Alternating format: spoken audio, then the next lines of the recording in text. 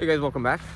So like I promised in the video of Tina and Karen that I just posted, I wanted to make a more in-depth video about a movie I just watched called After Death. Now this was a very interesting movie. It was in documentary fashion, and there's really not much to spoil in terms of like the fun ending or anything like that. It's a documentary where a bunch of researchers take a lot of NDE cases, a lot of NDE experiences, and they put them all together into a movie and analyze, potentially with the intent of getting people to believe in an afterlife possibility, an afterlife process even. Now, the first point I want to make is that there's a lot of propaganda behind the actual movie. Just like there's a lot of propaganda behind the actual NDE or near-death experiences, right? They get you in, they make you believe this sort of happy place exists, and then they tell you gotta go back, right? And then you go and you tell people about it. They write books, right? Most of the people that were included in the documentary as experiencers had become all of a sudden bestsellers. New York Times bestseller. It was like under each of their names, and that makes you question, like, okay, was there some sort of intervention then? First of all, like Tina mentioned in our video yesterday, was there an intervention to even cause the NDE in the first place? And if you study the work of Nathaniel J. Gills, who's a demonologist slash you can even say ufologist, he says that these beings actually come in and make the NDE happen. The people experiencing report alien beings sucking them out of their whatever car crash or accident or whatever happened to cause that experience, pulling them into a ship and giving them this experience, which could be very similar to what the wormhole actually is. It could be a sort of tunnel in space being extracted, whether into a spaceship or to another dimension, because we know that these spaceships actually are interdimensional, or we've heard many times about such things of abductions happening interdimensionally in the astrals, in the dreams, on top of the physical component as well. So these beings can cause that. Now, who's to say that they also don't push these people? Sorry about that. It was like the moment I said the moment that when they push these beings, someone pushed my phone. But who's to say they don't also, the beings push the matrix world, their personal reality, to then give them the inclination to, first of all, write the book, right? The impulse, the desire. But then they also push it on the New York bestseller, as kind of like they can promote videos, they can get you famous in a sense, they can get you attention, right? Because that's a message that they want attention from. They're not gonna just give it to one person, right? And then people write these books and they get large amounts of views, and they sway consciousness, right? They sway belief systems. So this movie was very interesting in the way that it did that. Second of all, it's made by Angel Studios. Now these are the same people that made Sound of Freedom, and then there's another movie coming out also by them. So they're becoming pretty popular all of a sudden. Now we know what the debacle that happened with Sound of Freedom was, that they had to go through the whole drama of not being able to put it into the movie theaters, and there was this opposition happening, that they were turning off air conditioning and making it unbearable to even watch the movie in movie theaters. And then they had a special message at the end in which they wanted you to pay it forward, to pay for someone's ticket to watch the movie. Of course, while the guy's wearing a Templar cross and basically spewing more propaganda at people. But what's important to note is that these studios and the people involved in all these movies have a very large and prominent Christian background, Okay, and so let's get into a few of the experiences.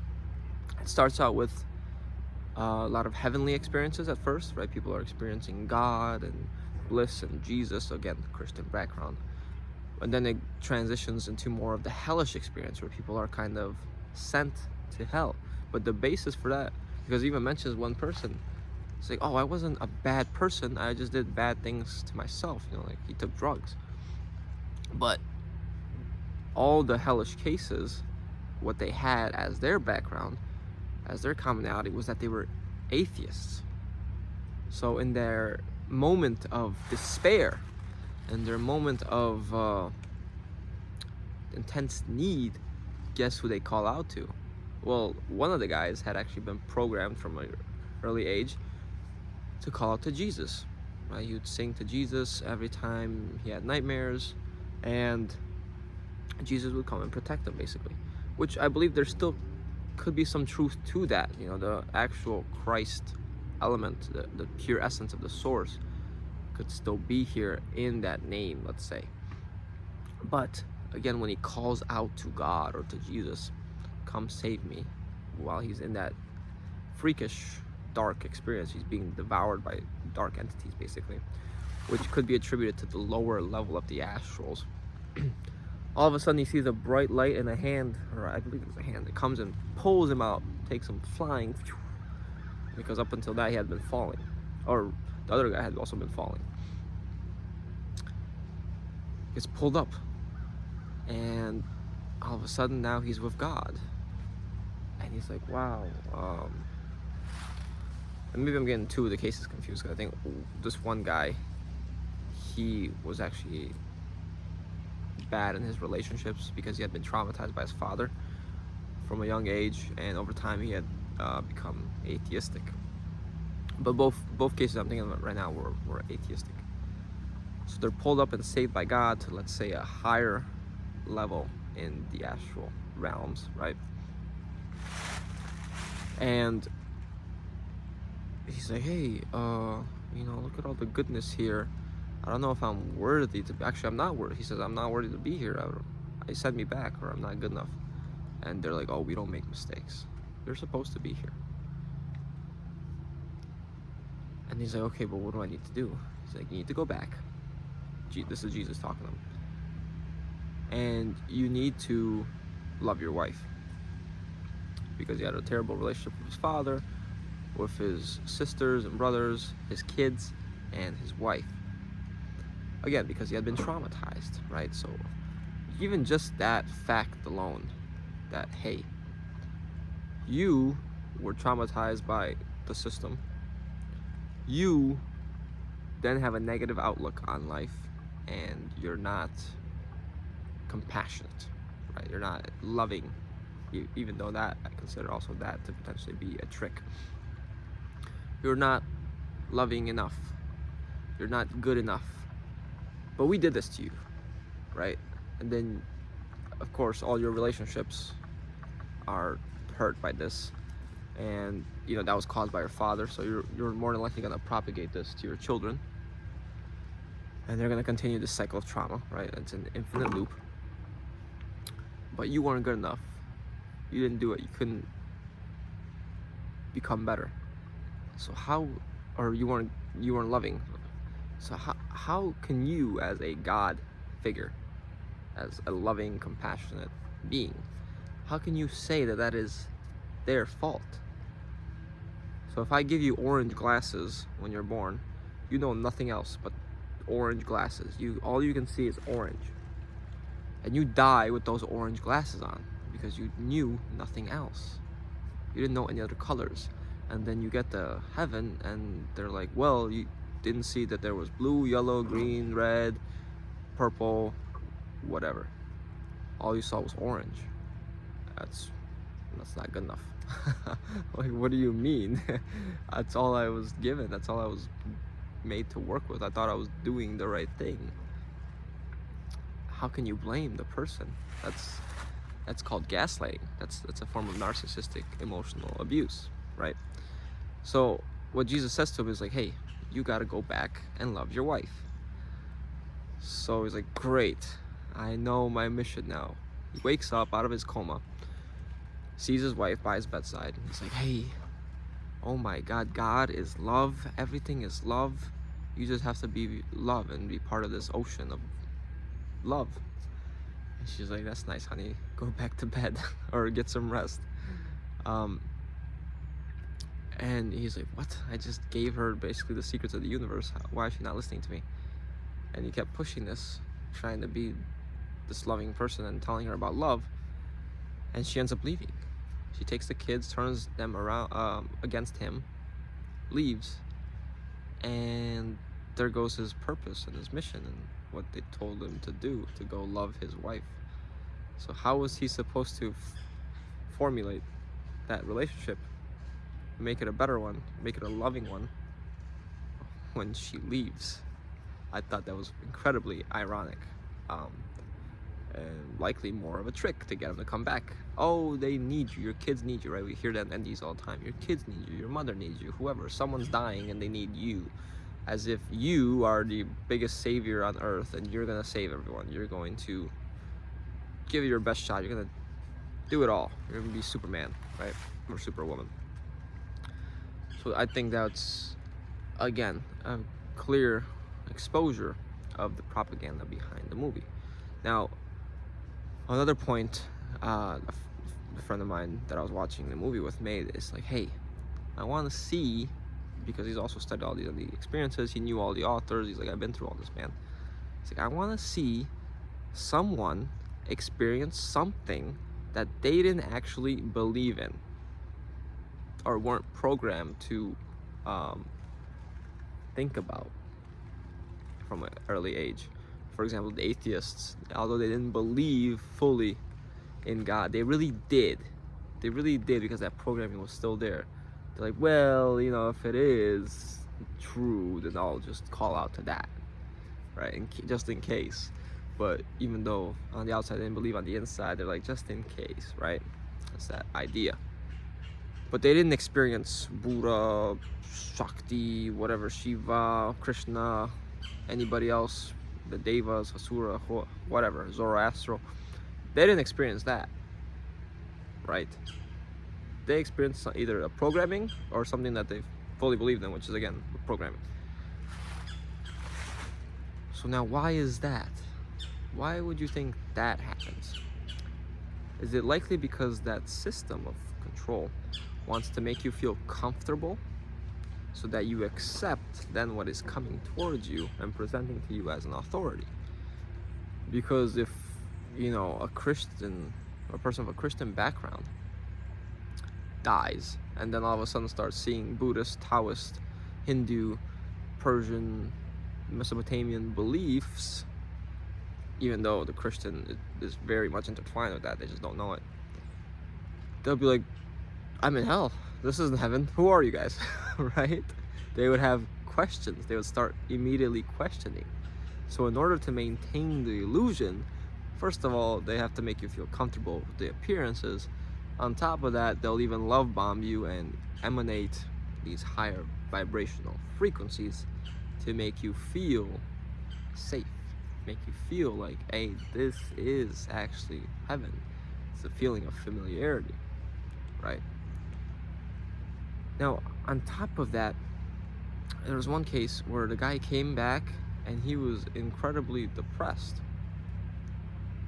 Just, it's like, I didn't want to come back. Why did they show me this only to just throw me back here? He's like, that was just amazing. That was an amazing feeling. It was so much better there. So if it's so much better there, and this guy's coming back and he's depressed, he didn't want to talk to his wife when he came back, and he still wants to go back, apparently, from the movie. What is really the point of being here? Because we saw it really wasn't the lesson. The guy's lesson was to go love his wife, and she left him. She's like, I don't need you. I don't need that craziness. It's, again, the astrals are fractals of this place, and even that's not the true source, not the true source realms.